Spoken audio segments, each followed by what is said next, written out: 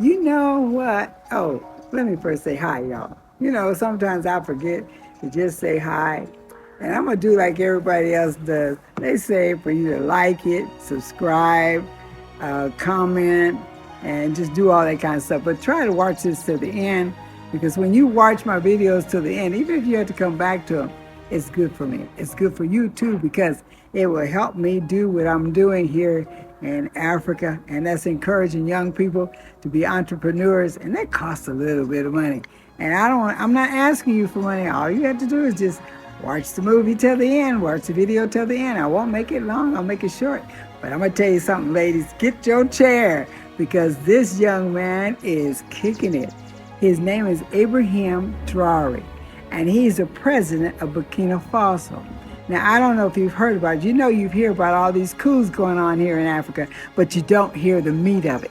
Well, Abraham, 34 years old, stood up and let them know that he was taking his country over and that things were going to be made different, and he kicked the president out.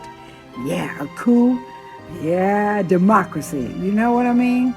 And what happened was he has turned that country around, and he has gotten the, what should I say, balls? Yeah, I'm going to say that, to tell these countries that have been in control of their mining in Burkina Faso that time is up, boys. Hey, your day is over with and our day is going to begin.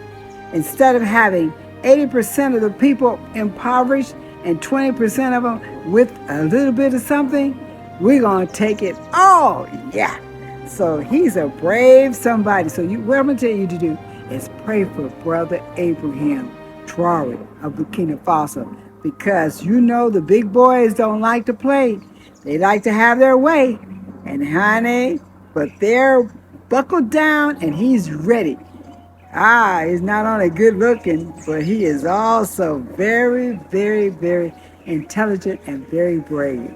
And these kind of men come once in a lifetime, and this is our lifetime. Okay, here's Brother Abraham, and here's a young man talking about him. The YouTube program, I don't remember the name, but you'll hear it. I'll tell you at the end of it, at the very end of it, I'll make sure that what I want you to do is share this video, because I told you that I'd let you know the inside, what is going on over here, the truth about Africa, and give you the information that you need to know so you can have a different feeling about where you come from. Now we got some people that don't want to say they're from Africa, honey. When this is over with, the Chinese and everybody gonna want to say they're from Africa. Woo-hoo! Yeah. So you listen to this, and then hey, roll it, Pat. Roll it. Is there any country in the world where the president can kick out all the foreign gold mining companies exploiting the country's gold? Well, there was not until now, as Captain Ibrahim Traore of Burkina Faso has made history. Certainly, he took his time before making such a revolutionary move. Creating a circle of the most powerful people on his side, Captain Ibrahim Traore suspended all foreign companies' mining licenses, including those from Russia. But what actually happened that Ibrahim Traore was left with no option but to clean the slate. It turns out that he came to know the covert things foreign companies were doing in Burkina Faso. So, how has he canceled the licenses, and what he plans to do with thousands of tons of gold that will be kept inside Burkina Faso? Let's know about everything in this video.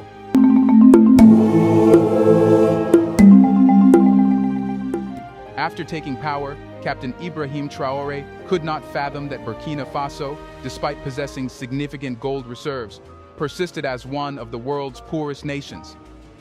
He knew that France, Burkina Faso's former colonial power, played a role in obstructing the development of an autonomous gold mining industry in the country. France imposed unfair trade agreements on Burkina Faso during both the colonial period and post-independence, ensuring that France disproportionately benefited from Burkina Faso's gold resources. Captain Ibrahim Traore was the man who, while in the military, was keeping an eye on France's every move. He saw that French companies received preferential access to mining concessions, and the pricing arrangements for Burkina Faso's gold exports were unfavorable. France did not offer sufficient support for the development of a local gold mining industry in Burkina Faso. Rather, it encouraged reliance on foreign expertise and technology, impeding the transfer of knowledge and skills to Burkinabe citizens. This hindered the country's capacity to develop its own expertise in gold mining, resulting in dependence on foreign actors. Captain Ibrahim Traoré understood France's evil policy in the Sahel region, and he made it his goal to get Burkina Faso out of this trap. However, he knew that France exerted excessive political influence on Burkina Faso's government in the past, ensuring that policies favored French interests in the mining sector. This involved lobbying against policies promoting local control over gold resources and pressuring the government to grant favorable terms to French companies. Therefore, Ibrahim Traoré decided he would first consolidate all his powers. He would then break Burkina Faso's systemic trap, where the CFA franc, the common currency used by several West African countries, looted Burkina Faso's gold industry.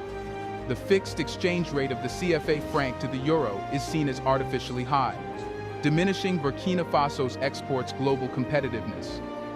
This could have discouraged investment and limited potential revenue from gold exports. In other words, France could import a vast amount of Burkina Faso's gold by artificially strengthening the CFA franc and then devaluing it after the buying has been done. In this way, France had to pay less CFA franc than the original price for the gold.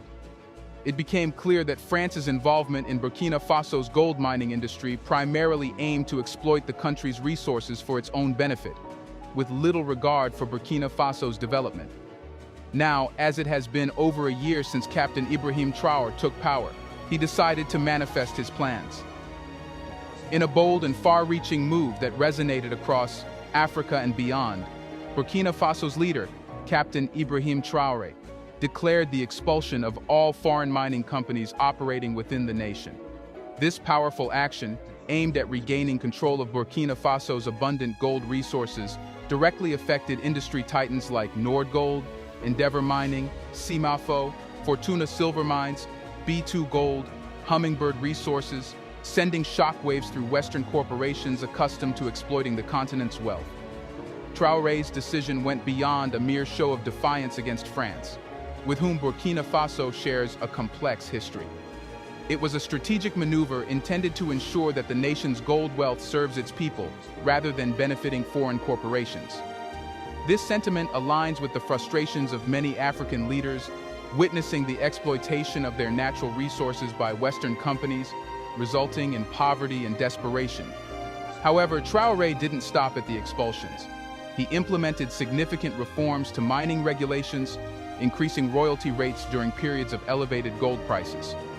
This move sought to secure a more equitable share of wealth for the Burkinabe people, especially crucial in the aftermath of mine closures due to security concerns following recent coups. Yet, the expulsion of Russian mining giant Nordgold, once considered a strategic ally, raised questions.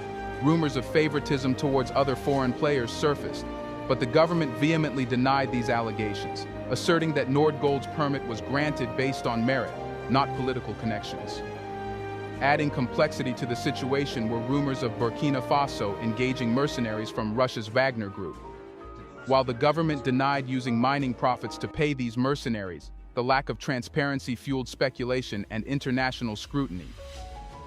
This saga underscores the complex and often exploitative relationship. Information come from Black Culture Diary.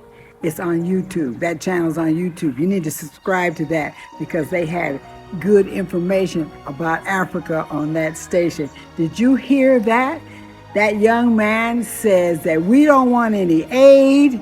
We don't want any aid. We don't want any help. We want our profits that come from our gold mines and our other mineral mines. We want it all. Yeah, you can come in and you can have a company, but not on those old agreements where you get all and we get nothing and you send us an aid package that you can cut off and cut on at any time. So hey, Ibrahim Traoré, I hope I said his name right. He's the bomb, lady, he's the bomb. So hey, when you on your knees and you hollering up to the Most High, hey, mention your brother's name in Burkina Faso because you know the devil is going to be dead on his tracks after him.